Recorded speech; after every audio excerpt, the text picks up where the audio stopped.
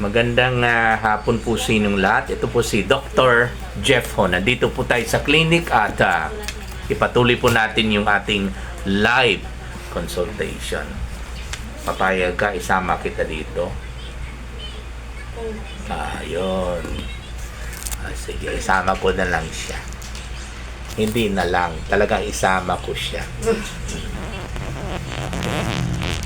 Yan. So, medyo kalahati lang katawan yata kasi medyo mapayat eh. Hindi, joke lang ha. So anyway, ilang taon na po kayo? 34 po. 34, may asawa na po kayo. Meron po. Okay, may anak na po kayo. Meron. Ilan pong anak ninyo? Anim po. 6 lang? Oh my God. Kulang pa yan. Dagdagan ninyo ng 6 pa para magiging 1 dosena. Hindi pa pala kayo na krisis kahit 6 ng anak ninyo? Ano po ba eh? Seloso ba ang asawa ninyo? Hindi naman. Ay, hindi naman. Okay. Kasi kadalasan pag maraming anak, okay, seloso ang mga asawa.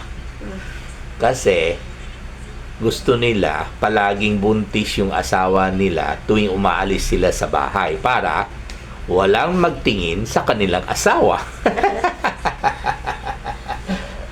So ano pong problema natin? Ubo po. Ubo na naman. So ilan araw na po yung ubo ninyo? Medyo matagal-tagal na po. Gaano katagal? 1 taon, 2 taon, 10 taon? 1 month. 1 buwan, okay. Lumalala po yung ubo ninyo? Opo. Tapos yung... Nagagrabe imong ubo? Anong kulay ng plema ninyo? Yellow, puti, green? Puti. White lang, hindi pa yellow. Hindi pa naman. Okay, may lagnat po kayo? Hindi naman ang nalala. Walang lagnat. May amoy langsa pag inubo kayo? Ang ano ko po, do, kay kaning akong ilong na ay hubag sa sulod. May hubag. Namamaga po daw yung sa loob ng ilong niya. So, barado pa lang yung ilong ninyo. Hindi ko kasi mahal. Okay, so barado. Pero sa kabila, okay naman po. Dua ka ilong po. Dalawa pa lang ilong ninyo. Grabe naman ang ilong ninyo. 2 butas. Hindi yung 2 ilong. Yung 2 butas ng ilong ninyo, barado. So, sabay po itong ubo at sipon. Oo. Ano kulay ng sipon ninyo? Puti rin? Puti. Parang tubig. Okay. Pero wala kayong lagnat, ha? Wala Sa naman. palagay po ba ninyo, itong ubo ninyo lalong lumalala ba? Kay kanang magkadlawon gado. Okay. Pinahutoy ko anton magbuntang magsugon na siya kay na sa 3. Okay. 3 madaling araw. Sa kadlaw. kadlaon, madaling araw. Mas malala pala ito sa madaling araw. Ibig mo sabihin, umaga at hapon, hindi pa masyado. Oo. Okay. Nag-aircon po ba kayo sa... Wala naman. Wala naman. Okay. Yung mister po ba ninyo nagtatrabaho? Oo. Okay. Ano oras siya umuwi? Ano eh, hapon lang. Okay. Mga alas 6, gano'n? Alas 4. Alas 4. Naninigarilyo po ba siya? Hindi. Hindi naman po. Okay. Hindi kaya pag nagluluto po kayo, kahoy ang ginagamit ninyo? Opo. Kahoy. So, mausok pala. Mausok. Okay. So, hindi na po pwede sana yan kasi nga, yung baradong ilong ninyo, pwede po dahil sa allergy sa usok. Gumagamit po kayo ng katol sa bahay. Katol? Yung insecticide coil? Baygon lang. Baygon. So, medyo may amoy yun. Kaya iwasan po natin yan kasi bawal yung mga amoy ng baygon. Pati perfume cologne, bawal po yan. Usok ng sigarilyo, usok ng vape. Meron po ba? Kapitbahay, hindi po ba pumapasok yung usok sa kabila? Ang ano, ng pag umangkon sa mga nagasulod dara sa balay.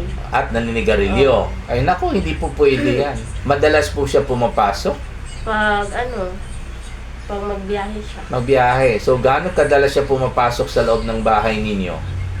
Sa loob ng 1 linggo, out of 1 week, 7 days, ilan? 4. So, madalas pala, dyan po siya sa loob natutulog. Hindi naman siya matulog. Pero, pumasok siya at maninigarilyo pa. Ay, nako. Ay, ang tawag natin yan, hindi bisita, buwisita. So, maaring dahil po siguro sa usok ng sigarilyo. 4 times a week pa naman pumapasok sa bahay ninyo, pakisabi na lang po na hindi siya pwede manligarilyo, ha? Okay?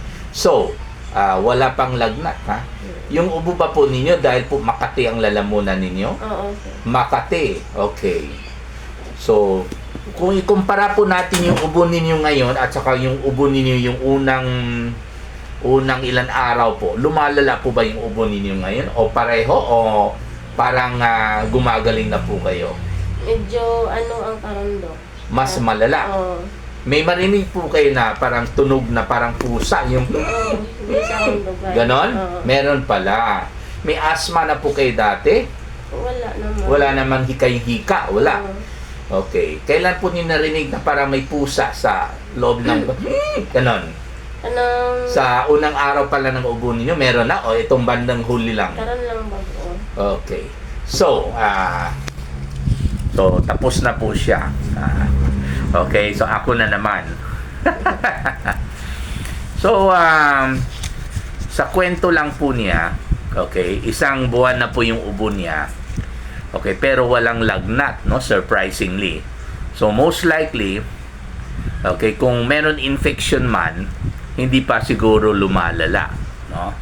Okay, pero malamang wala siyang infection kasi biro ninyo 1 month na wala pang lagnat. Kung may infection talaga siya, lalo yung pneumonia, syempre 7 araw pala ng ubo, mataas na talagang lagnat kadalasan. Hindi po lalagpas ng 1 linggo at buhay pa po yung pasyente na hindi nakainom po ng antibiotic, no? Mukhang hindi naman po bacterial infection, no? Lalo pag hanggang ngayon puti pa rin yung plema niya kasi pag bacteria ang infection dapat dilaw po yung plema. Okay? So wala siyang lagnat, no? Sinabi ko na po, sorry. Tapos ang paglala sa kanyang ubo, okay, lumala kasi, sabi po niya. Kung dahil po talaga sa pneumonia na pwede naman maglala talaga, talaga maglala, no? Lalo pag hindi po ng-antibiotic, kailangan sabay po ang pag-akyat ng lagnat, syempre, di ba? Okay, walang lagnat pa rin hanggang ngayon, So, maaaring yung paglala ng kanyang ubo, hindi po dahil sa meron siyang bacterial infection, such as pneumonia. Kaya, tinanong ko po siya sa bandang huli, kung meron ba po siya narinig na parang pusa or parang pito-pito tuwing huminga siya, yung parang yung ganito, sabi yun naman po niya, meron na po siya ganon. Yun po ang tatak ng asthma or hika. Sa Bisaya, hubak. So, maaaring lumala yung ubo niya, hindi nga dahil sa kaniyang, hindi dahil sa meron siyang bacterial infection, kundi meron siyang asthma. Ayun. So, kung asthma lamang, pwede tayong magbigay ng salbutamol tablet, 2 mg, 1 tablet 3 times a day for 7 days. Plus, dagdagan po natin ng prednisone, 10 mg tablet, 1 tablet 3 times a day for 5 days. At saka para sa kaniyang baradong ilong, okay, at sipon, dagdagan po natin siya ng Simdex tablet 3 times a day for 7 days. Okay, kasi yung hika niya, okay, which is allergy of the lungs, maaaring nag-umpisa po ito sa allergy ng ilong, which is allergic rhinitis.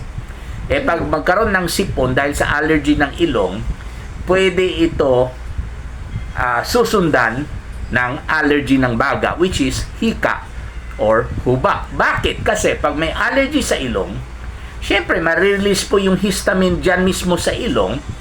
Okay? As a result of the allergic reaction, ma-release po yung histamine dyan mismo sa ilong niya. At yung histamine naman niya na nasa ilong, ito po'y dala-dala ng dugo patungo sa baga na pwede ito mag-trigger ng asthma. Ang effect kasi ng histamine ay pinapasikip niya yung daanan ng hangin. Kaya pag masikip po ang daanan ng hangin niya, ang tunog ng paghinga niya ay yung para may pusa, yung ganon. Okay? So, nasabi ko na po yung mga gamot para sa asthma. Okay? Pati yung gamot para sa allergy sa ilong niya. At syempre, kailangan pakinggan ko po yung baga niya kung may plema ba ula. Okay? Kung tunog lang pusa lamang, maaaring ito po'y allergy lamang at saka ito po'y asthma lamang. Pero kung may marinig po tayo ng plema sa baga, talaga meron po siyang pulmonya. Pero bihira lang tayo makarinig ng plema dahil po sa pneumonia na wala pong lagnat ang pasyente. Pero even then, nangyayari rin po ito, no? There's always an exception to the rule, no? Kumbaga, hindi po ito textbook description ng pulmonya na kailangan talaga meron talagang lagnat, lalo pag ganito na katagal ang kanyang ubo. Okay, at syempre, kailangan malaman rin natin or malaman rin ng pasyente kung bakit nagkaroon siya ng asthma, allergy ng baga, or allergic rhinitis, or allergy ng ilong. Kasi pag hindi niya alam, babalik at babalik na naman siya dito. Yayaman tayo niyan.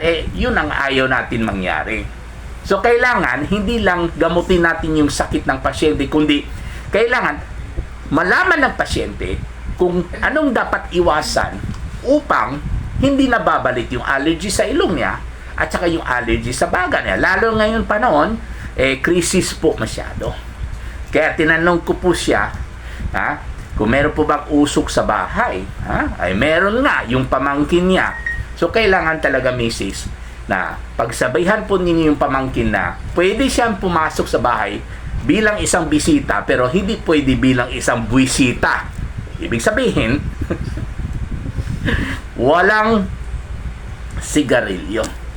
At saka, pag maalikabok po yung bahay ninyo, lalo pag daplin mo sa kalsada or na nasa tabi kayo ng kalye, huwag kayong magwalis sa bahay. Kahit nakamas kayo, ang gagawin po ninyo, mag-map po kayo. Kung wala kayong map, pakitrapo po ninyo sahig, yung gamitin niyo yung basa na trapo, Wala naman pong aso at pusa sa bahay. Aso lang po. Nasa loob mismo ng bahay. Sa ng amo. Sa balay sa amo lang. I see. So, stay in po pala kayo. I see. Ay, mahirap yan.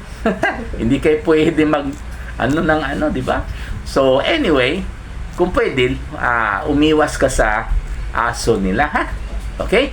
So, yun lang po. Anyway, pakinggan ko po yung baga niya. Kung talagang meron po tayong marinig na plema, maring bukod sa allergy sa ilong, allergic rhinitis, allergy sa baga, which is asthma, meron siyang bacterial pneumonia. Kung meron tayong marinig na plema sa loob ng baga niya.